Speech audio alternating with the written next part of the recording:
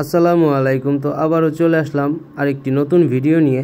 তো আমাদের যে কোয়েল পাখির বাচ্চাগুলো আনছিলাম ব্রুডিংয়ের ঘরে ছিল, সেই ব্রুডিংয়ের বাচ্চাগুলোর বয়স কিন্তু আজকে 13 দিন হয়ে গেছে।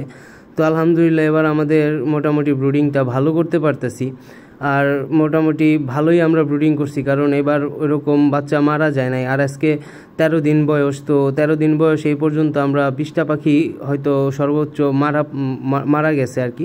তো এবার ওইরকম আহামরি অস্বাভাবিক বাচ্চা মারা যায় নাই, এই কারণে আমরা মোটামুটি এবার অনেক খুশি আছি যে যাক আমরা পারছি, আল্লাহ আমাদের সাহায্য করছে, আমরা মোটামুটি ভালোই করতে পারছি। তো আরেকটা কথা যেটা হলো, এখানে আমরা প্রথমে 3টা লেয়ার বানাই নিছিলাম, তো 5-7 দিন পর আমরা কিন্তু আপনার তুষের মধ্যে দিয়ে দিছি পাখিগুলা। তো এখন মোটামুটি পাখিগুলা দৌড়াদৌড়ি করতেছে।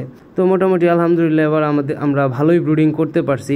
আমাদের যার কাছ থেকে আমরা পাখিগুলো আনছিলাম সে আমাদের মোটামুটি অনেক হেল্প করছে, প্রত্যেক দিনই ফোন দিছে যে ভাই আজকে পাখির কী অবস্থা। তো ওই ভাইকে অনেক ধন্যবাদ, ওই ভাইকে অনেক থ্যাংক ইউ যে আমাদের এত সাহায্য করছে।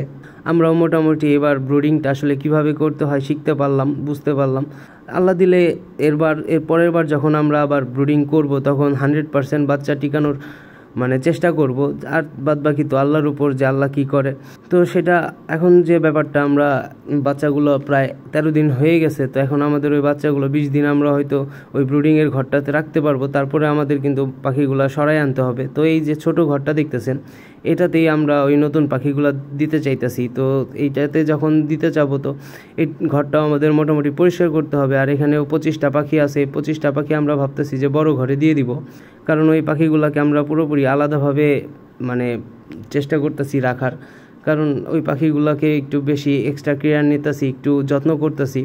আল্লাহ ভরসা, তো আল্লাহ যা করে ভালোর জন্য করে। তো আজকের মতন এই পর্যন্তই। সবাই ভালো থাকবেন, সুস্থ থাকবেন, আমাদের খামারের জন্য দোয়া করবেন, আমাদের কোয়েল পাখির জন্য দোয়া করবেন। আসসালামু আলাইকুম।